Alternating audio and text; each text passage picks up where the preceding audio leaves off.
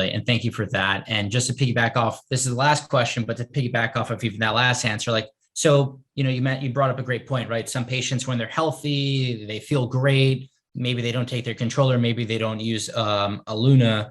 But when you identify a patient, maybe their FEV1's dropping with the device, like what type of things can you do with the data from, using an RPM device, such as like an Aluna, to prevent a health crisis? Like, what are the things you can do to intervene? Right. I mean, I think the first thing is just use of rescue controllers. Like, a lot of people struggle with just the use of when to use their rescue inhaler.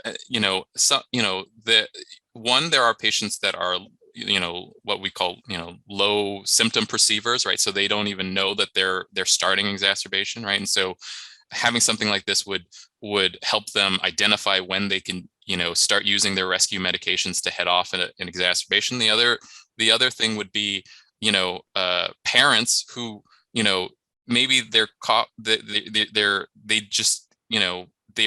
worried about overuse of the medication or when to use the medication. And so something like this can help trigger them to be like, okay, oh, now he's coughing. Oh, his lung function is down as well.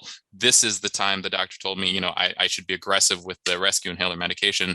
And then, especially in a time like this where people are hesitant to come into a healthcare setting, you can do some sort of more remote sort of care where you're like, okay, your FEV1 is down, and you have some symptoms.